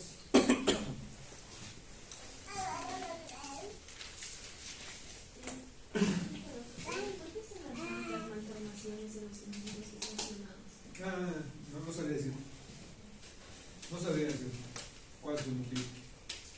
Lo que sí hemos visto, he estado yo en el remate de Randa. Randa era una vaca, bueno, es una vaca colombiana, y los clones no son tampoco idénticos, como esa foto de Mendoza, no son idénticos.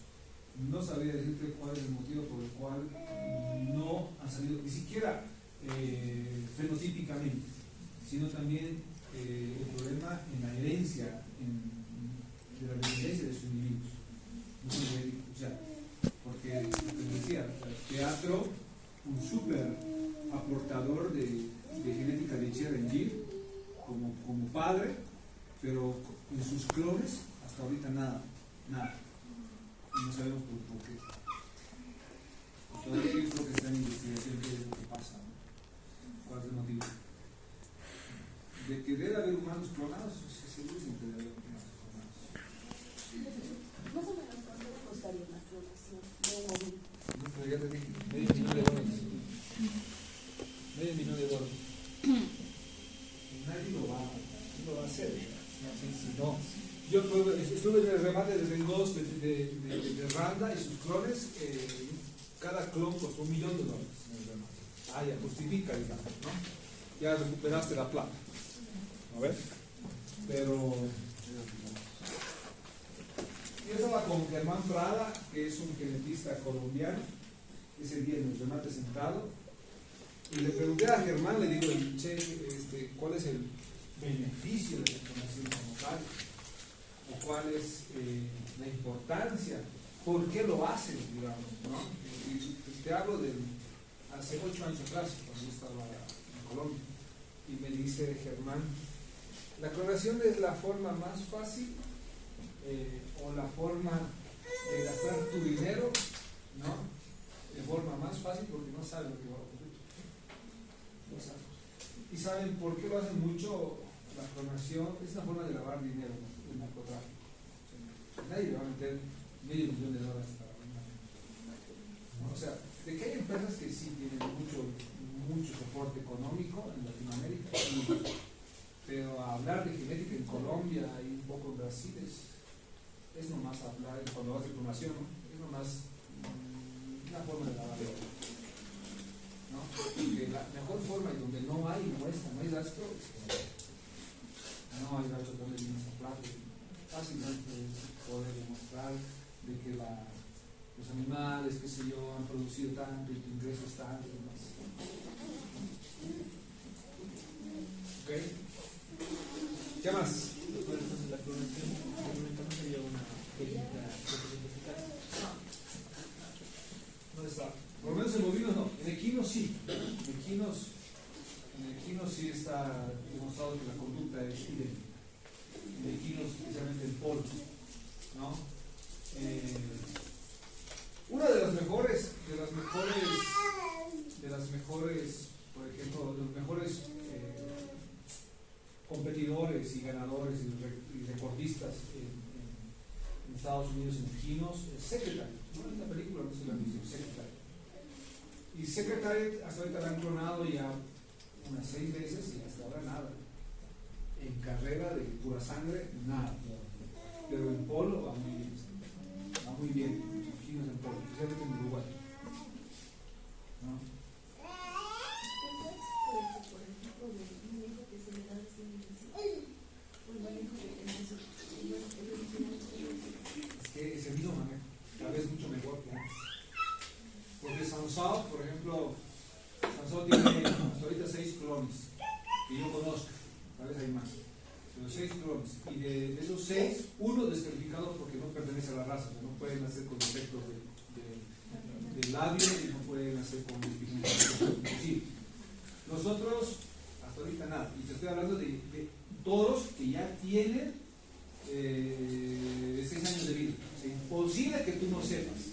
Imposible que un clon que te ha costado $500,000 tú lo tires a la pampa y a ver cómo se cría. No, es estar criado con pasito picado, le bañan 2 veces por la semana, 3 veces, bien sobadito, ¿no? Bajo techo, con ventilador. Con tele. Así está. Es imposible que esté en la pampa, ¿no?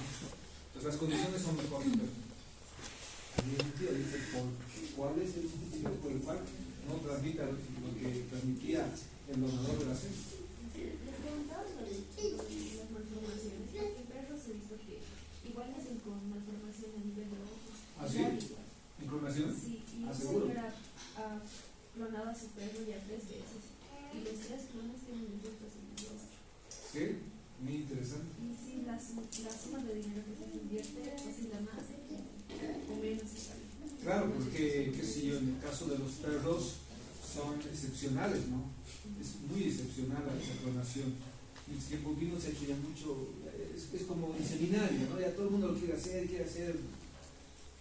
Entonces, qué increíble pero que nazcan con eso, ¿no? O sea, no es solamente el caso de bovino. Yo no lo hice en equino. En equino salen idénticos. O sea, no hay defecto. Pero en bovinos sí, en perros también. Entonces, ¿no? Interesante. ¿Qué más? Doctor, hablando un poco sobre las técnicas, ¿cuáles son las que más se usan en Bolivia? Saben de que la inseminación va a ser siempre la herramienta más económica y la más usada. Siempre va a haber cliente para inseminar. Siempre. IATF, siempre. Más que IACD. IATF, siempre. Después, FIL, Santa Cruz, ¿sí? En las cabañas. Yo, por ejemplo, en marzo tengo el 11 de marzo, si es que no me lo postergan para el 20, en la selección de hembras para FIL, en un establecimiento de La Paz, ¿no? Increíble. En La Paz solamente hay un productor grande, los demás son pequeños. Estoy hablando de grande a partir de 1000 cabezas para arriba, ¿no? Y eso que para el bien eso sería un productor mediano. Un productor grande en La Paz tiene, ese productor con el que vamos a trabajar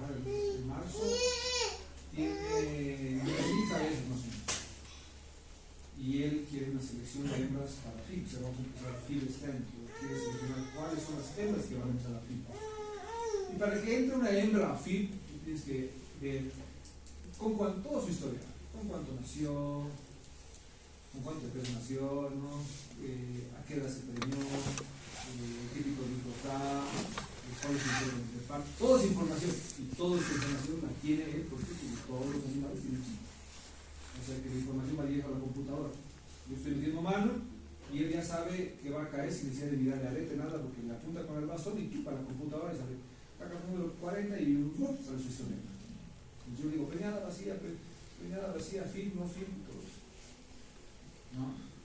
Entonces la única forma posible que debe hacer sin datos, imposible. Entonces va a haber siempre trabajo para IATF, va a haber para FIP, va a haber para congelamiento de semen, laburo, ¿sí?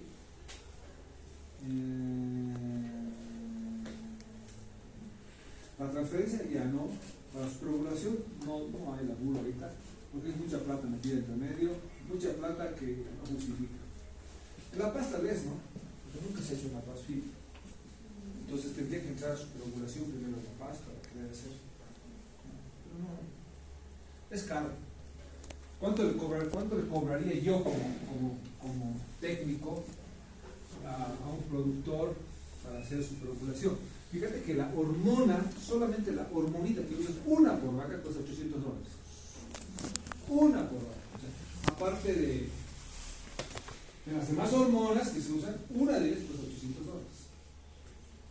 Más tu mano de obra, más todos los materiales e insumos que vas a comprar.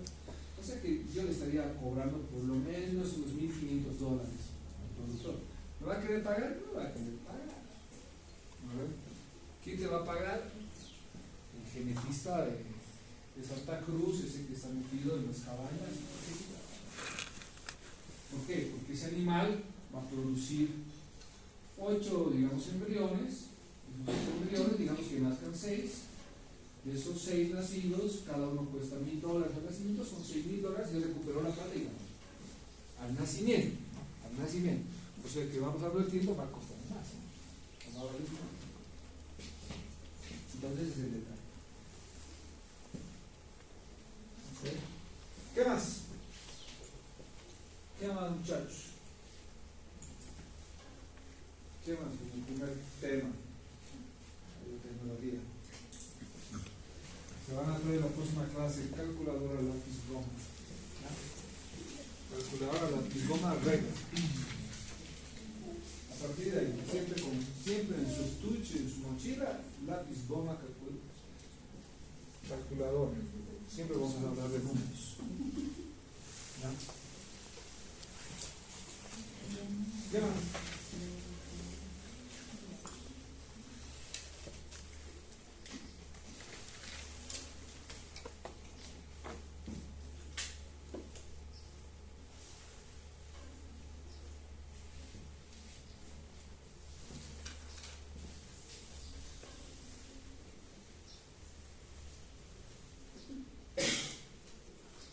¿Todo claro todos?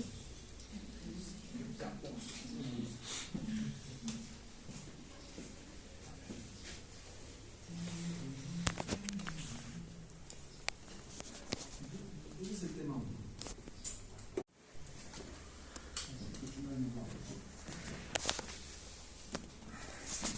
¿Saben que han visto en cerdos proyección de guiada? ¿Sí? ¿No? ¿No han visto números en cerdos? Vamos, malos en cerdos. Se hace mucho proyección de piara en cerdos y se hace mucha proyección de ganaderos de vivos. O sea, yo te digo, la oferta laboral que te hacen, pues tienes que entender pues, que es una proyección de datos. Si no vas a entender la proyección de datos, no te van a contratar y te van a votar. ¿No? Entonces, tienes que entender a lo más, como dice ahí, a lo más básico de la administración de ganadero. ¿Ya? Para que puedas entender, yo no te puedo hablar de IA o IATF si no has visto infraestructura. Difícil, pues. ¿Cómo vas a entenderme si no has visto infraestructura? ¿No? Y eso es, pues digo, eso es materia bovina, eso es bovinos, no es de tecnología como tal.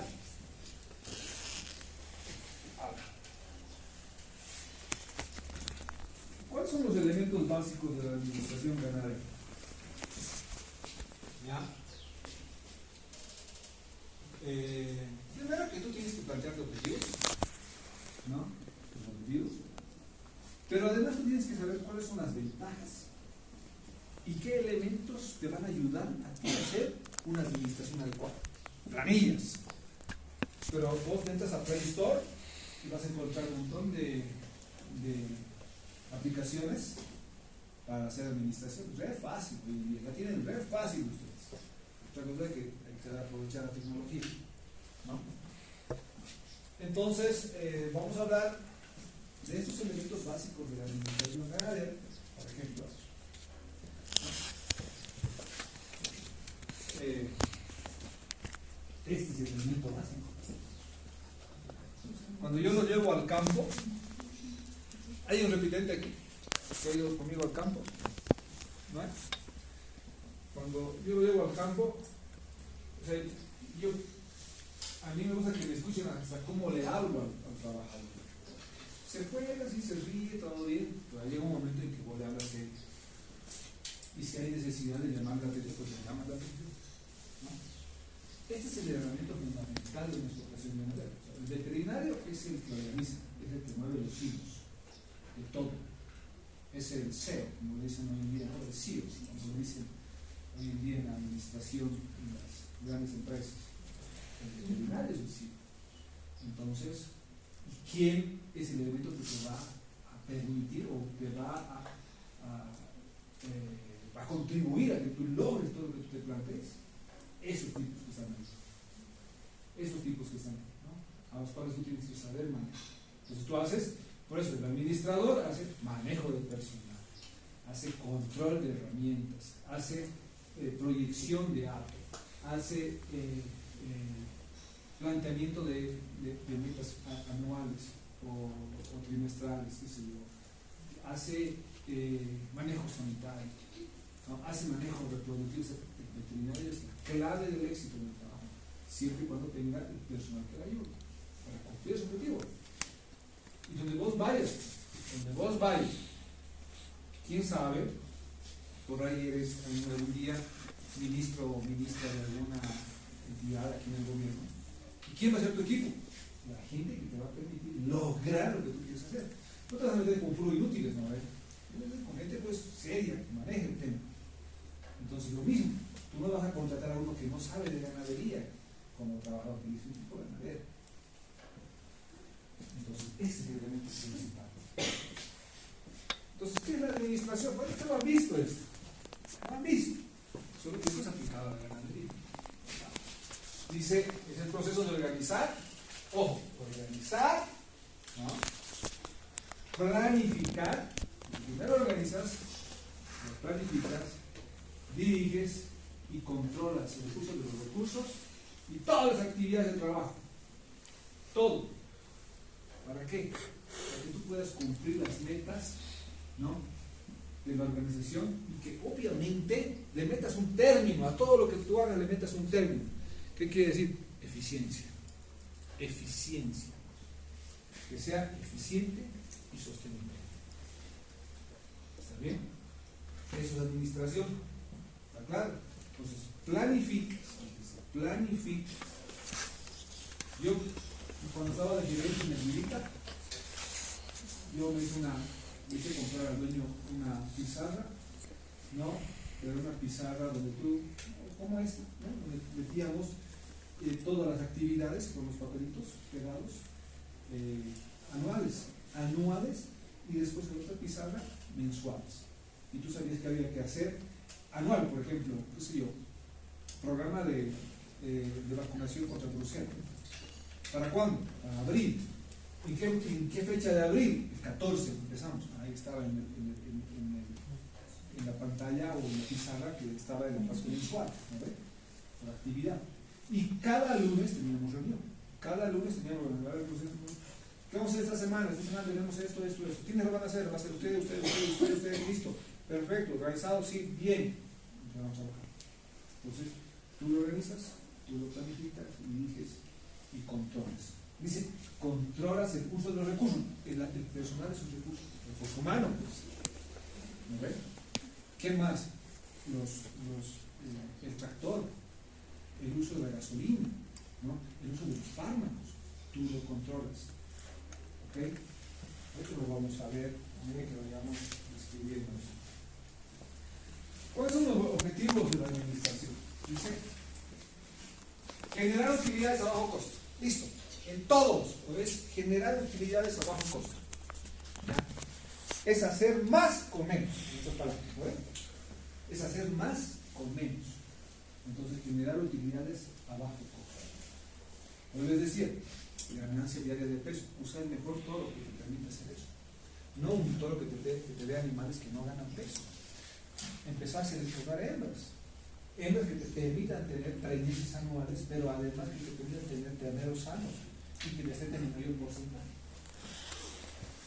La administración tiene que ver con la productividad, lo que significa que cosa. Otra vuelta, eficiencia y sostenibilidad. ¿A ver? Si tú, como administrador de un establecimiento ganadero, no te planteas objetivos y metas, ¿no? Estás haciendo el trabajo simplemente sin ningún control, sin formas de evaluación, y obviamente no sabes qué quieres. ¿Por qué? Porque nunca te planteaste qué quieres lograr como meta, como objetivo. No sabes lo que quieres. Todos te van a decir, todos los ganaderos te van a decir, doctorita, yo quiero que usted me incremente el porcentaje de premios. Esa es mi exigencia. Entonces tu objetivo y tu meta van a ser esa. Siempre. Pero para lograr eso hay un montón de elementos que van a entrar en juego, ¿no? Entonces, ¿cómo organizar el establecimiento ganadero? ¿Cómo lo organizas? Ojo, que esto te sirve para todo. Te sirve para ovejas, te sirve para llamas, te sirve para cabras, te sirve, ¿no? En cerdos es mucho más fácil porque todos viven casetadas, ¿no? Es mucho más fácil, pero te sirve a todo. Primero, identificación de recursos. Inclusive para tu clínica te sirve. Te sirve a tu clínica. ¿Cómo haces la administración de tu clínica? ¿Okay? Identificación de recursos. Primero, o sea, cuando vos te vas a hacer cargo de algo como administrador, primero ves qué es lo que tiene. ¿Con qué cuenta el establecimiento para que tú te hagas cargo? ¿No? Y si hablamos de ganadería, estás hablando de, por ejemplo, aguadas, ¿no? Disponibilidad de agua. Sin agua no hay ganadería. Estás hablando de infraestructura, ¿no ves? Infraestructura. Estás hablando de aguadas. Estás hablando de animales y características del campo con respecto a los pastizales. Se llama filiación. Si vos te vas a hacer cargo de un establecimiento ganadero, te dicen, muy bien, el otro día lo mandé al Toto, ¿no? Que a una entrevista, y lo primero le dice, ¿qué hago? Filiación, es lo que tienes que hacer. ¿Qué es filiar? Filiar es, muy bien, todos los animales al corral y empezamos a ver cuántos terneros, cuántos toros, cuántas vaquillas de un año, cuántas vaquillas de 2 años, cuántas vacas, ¿no? ¿Qué caribo las vacas? ¿De qué edades son las vacas? Las vacas tenemos de caribo, ¿ya? Entonces, ¿de qué edades son? Se llama filiación, para que tú sepas con qué estás jugando, con qué elemento vas a contar cuando estés trabajando. Y después, obviamente, maquinaria y material humano, ¿no? O recurso humano. La maquinaria, porque hay que sembrar pasto. No tenemos tractor, pues no quiere sembrar pasto. No se puede. ¿No ven? No se puede. O, qué sé yo, no tenemos gasolina. Es difícil conseguir gasolina. O diésel para el funcionamiento de los tractores. Todo tienes que evaluar. Y si tienes un operador, no cualquiera se toma un tractor. Tiene que ser un tipo que conozca. La mayoría no conoce y lo arruina el tractor, entonces te sales vos perdiendo plata, porque el tipo te está arruinando el tractor. ¿No ve? Entonces, si vos eres administrador, ¿usted tiene experiencia? Claro. ¿En qué campo ha trabajado? Tal lugar. Entonces llamas. ¿Cómo le fue con este trabajador? Bien, buenísimo. No, es un inútil, te vas volando fuera. Entonces, tú evalúas. ¿Está bien? Les vuelvo a repetir, es el elemento que te va a hacer quedar bien o te va a hacer quedar mal. Entonces, todo esto es plata. Todo es plata.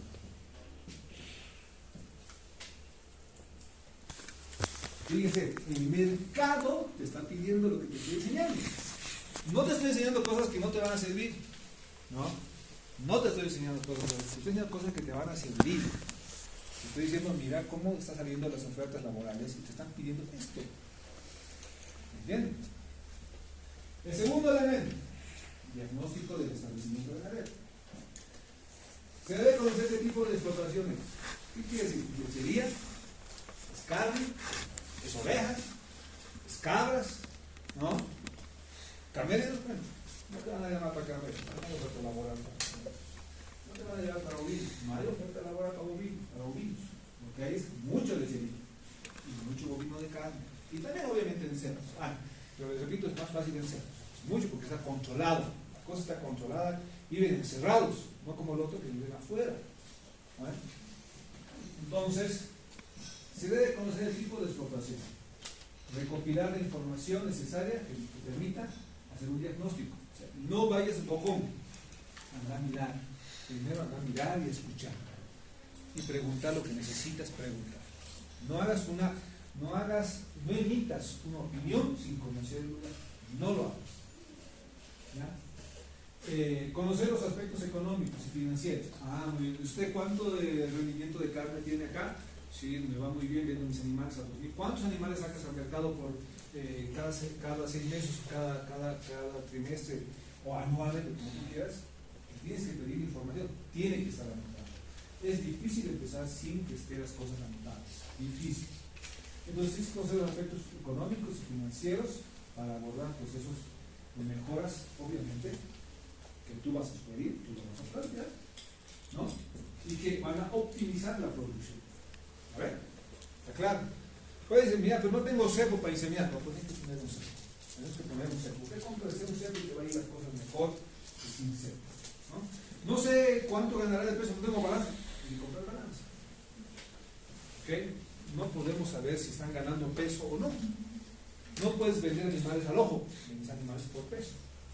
A ver, ¿entiendes?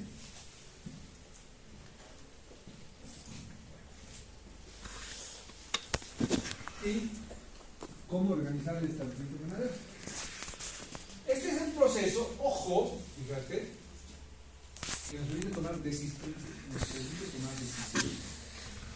El CEO, que es vos, dice que tiene que tomar decisiones. ¿Ok? Y lo tienes que hacer. Yo sé que al principio va a costar, pero después, una vez que vos te lanzas al mercado y asumes toda la responsabilidad, va a ser fácil. Tomar decisiones antes de que las actividades se lleven a cabo. Decisiones. ¿Ok? Y cada actividad o cada decisión o cada proceso en el cual tú te vas a estar inmerso, debería tomar en cuenta estas interrogantes. ¿Qué hacer? A ver, ¿qué vas a hacer? ¿Cómo lo vas a hacer? ¿Cuándo lo vas a hacer? ¿Y quién lo va a hacer? Porque una cosa es ser administrador. Yo, por ejemplo, he dejado de ser administrador hace unos 3 años, 4 años creo que ya no soy administrador. Porque no vivo en el ambiente, para mí es muy complicado. Pero yo tengo un equipo de trabajo, unos amigos, que ellos ya se quedan como administradores. Perfecto. Ellos se quedan, entonces les abro campo a ellos y yo salgo solo y me dedico a hacer la producción. Entonces, ¿qué hacer? ¿Qué sé yo? Programa sanitario. Vamos a hacer un programa sanitario, doctorita. Perfecto. Voy a hacer. ¿Cómo lo vamos a hacer? ¿Cómo lo vamos a hacer? Lo vamos a hacer por categorías. Primero vamos a trabajar con las vaquillas, después vamos a trabajar con las vacas, finalmente los terneros. ¿Cuándo? Depende de qué tipo de programa. Si el programa es vacuna contra brucela, si es desparasitación, si es fumigación, qué sé yo. ¿Con quién? Si fuese un programa sanitario en el cual tú no lo vas a hacer, dices, muy bien, lo contrato al de, qué sé yo, al de Sergan, el de Sergan viene con el producto y él administra. Perfecto, tú ya lo hiciste, pero queda inmerso, queda en la pantalla, queda registrado, está en la computadora, no se mueve. ¿Está claro? Entonces, todo eso tú lo vas a hacer. La clínica es lo mismo. La clínica es lo mismo. Lo hiciste bien. ¿Ya? Y plan de trabajo, ¿cómo les digo? Fácil. Yo en la lechería, porque yo hago reproducción de lechería y reproducción en carne, en la lechería les pongo ahí esta cosita la imprimo y se la pongo pegada en el cuarto del trabajador, en el corral, en la cocina, en el comedor, porque saben que lo que vamos a hacer en lechería, porque lechería es estricta la cosa, es mucho más complicada. Entonces, fíjate ahí, son actividades como acondicionamiento de instalaciones, mantenimiento de instalaciones, compra de materia prima, recepción y control sanitario, partos, comercialización, tú lo pones de acuerdo a tu condición donde vos la pones. Nadie te puede decir, no, usted tiene que hacerlo siempre en octubre. Entonces, no, yo no lo sé en octubre, yo creo que me puede hacer en agosto. Criterio, tú le dices, nadie te lo va a obligar. ¿Okay? Obviamente dentro de lo que lo razonable, no te estoy diciendo, no, pero vamos a hacer monta en invierno. No se puede, no se puede. ¿Está bien? ¿Está claro? ¿Se entiende? Bueno. Para terminar hoy día, esa diapositiva. Y aplicación de letras. ¿No? Y le vuelvo a repetir, es posible que tú te plantees pues metas. Imposible. Imposible. ¿No? Son fundamentales para programar y realizar pequeñas actividades que nos hacer un buen uso de los recursos. Buen uso de los recursos. ¿Ya? Pues tienes que evaluar resultados. ¿Cómo evalúas resultados si no te pusiste metas?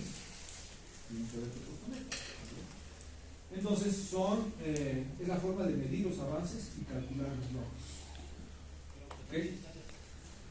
Hay objetivos a corto plazo, obviamente. Por ejemplo, un ejemplo, nada más. No estoy diciendo que eso es el objetivo a corto plazo, son ejemplos.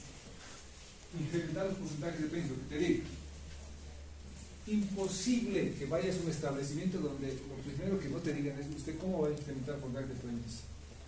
Entonces tienes que empezar a decir, mira, yo voy a aplicar esto, porque la vida haga mucho así. Entonces, tienes que empezar, y aparte tienes que crear tu propio criterio. Pues. Yo te doy las ideas, pero al final tú dices, no, yo lo voy a aplicar de esta forma. Y voy a hacer, por ejemplo, tenía una reunión comilona con un amigo ganadero aquí en Las Floridas, en su casa, y me dice, Rodrigo, nunca he hecho monte estacionado. Quiero que ahora, este año, 2025, empecemos con monte estacionado. Y nos hemos sentado a modo de comer un choripán entre los dos, tomando un fernet ahí, a ver, ¿cómo lo vamos a hacer? Y ya me dirán, nunca, pues vamos a hacer eso, ¿cuántas vacaciones? Así, pam, y vamos a ir armando. Y listo. Y le digo, yo no hago esto de San Juan, aquí es algo diferente, pero en tu lugar parece que es igual hacerlo así. ¿Te animas? Yo me animo. Perfecto, pues comenzamos este año. Entonces tú puedes generar tu propio criterio de acuerdo al lugar donde la pones. No esperes que lo que se hace en el BENI crea que se puede hacer en el altiplano, cosas que no van a ir, o viceversa. ¿No? Por ejemplo, imagínate tu campaña de estación, pues le digas, muy bien, vamos a hacerlo, qué sé yo, en febrero con triclovendazo, porque el problema de la fasciola hepática no puedes estar hablando de San Borja, no hay fasciola hepática de San Borja. El programa tiene que ser con cloramectina, qué sé yo, pacicotero, ivermectina, ¿no? Disminuir los porcentajes de abortos, las pérdidas, tienes que hacerlas. Si vos con tu administración las incrementas, eso va a ir en contra tuya y te van a agotar. No te olvides que es muy buen sueldo, es sacrificado, eso sí, es muy buen sueldo, pero tú te puedes hacer simplemente administrador y dirigir el trabajo capacitando a la gente. Eso es lo que yo finalmente hago. Voy, los capacito a los trabajadores y les digo, mira, así vamos a hacer el control de nacimiento, así vamos a hacer el control de nacimiento, así vamos a hacer la recuperación postparto, así vamos, todo, sí. ¿No? Y los objetivos a mediano plazo, mejorar los precios al destete, mejorar la calidad de la canal, etc. Como te digo, son ideas. Te estoy lanzando ideas de lo que generalmente tú puedes plantear. ¿Ok? Ya depende de vos, cómo lo puedas mejorar a lo que yo te digo, porque siempre el alumno tiene que tender a ser mejor que el profesor, ¿no? Siempre debe ser así. ¿Okay? Entonces, tú puedes mejorar tu planteamiento de objetivos y metas de acuerdo a dónde estás trabajando. ¿Está bien? ¿Está claro? ¿Dudas? ¿Preguntas?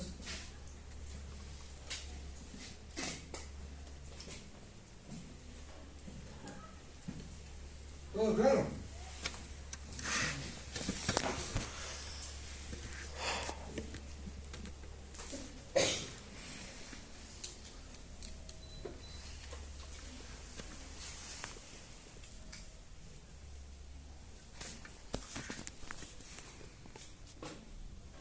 Fui, acababa de llegar de Argentina, pero solamente fui por reproducción, que yo pensaba ir a solo a enseñar, a transferir el millón, eso sí habilita. Me dijeron, no, usted va a ser, aparte de eso, va a ser el administrador. Me dio un poquito de miedo, nunca había sido administrador. Y lo primero que hice, bueno, como está en la pantalla, tal cual, seguí esos pasos. Pero una de mis actividades dentro de eso fue ir a la farmacia. El Vita tenía una mitad de este cuarto de su farmacia, tenía un montón de productos, impresionantes productos, más grandes que una veterinaria, y empecé a hacer inventario, ¿no?, de los fármacos que tenía, todo lo que no servía a la basura y todo lo que servía no estaba vencido, se empezó a utilizar. Después de limpiar el ganado, empezamos a estudiar el ganado, cuántas vacas, cuántos terneros. Después de eso, hacer inventario de equipo, porque como era un laboratorio aparte, tenía un montón de microscopios, un tipo de congelamiento, locura, es un lujo. Después ir a ver el campo, cómo está el campo, cómo están las alambradas, qué características del pasto, cómo están las aguadas, ¿no? Y empezar a hacer, como le digo, una evaluación de los recursos con los cuales uno cuenta, ¿no?, para poder después emitir un criterio de cómo se va a trabajar y qué se debería mejorar o qué deberíamos comprar para lograr el objetivo, ¿no?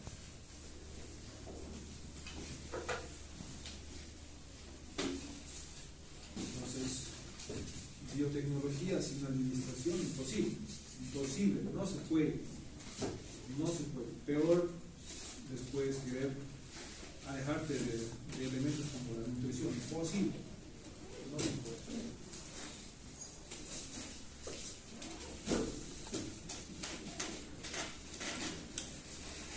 ¿Listo? Entonces, ¿cómo se viene? Envía evaluación. ¿Está bien? ¿Sí? Sí. ¿Ocho? ¿Ocho? Nadie puede terminar eso. ¿Ya? Si pueden, pero queden entre ustedes, ¿ya? Gracias.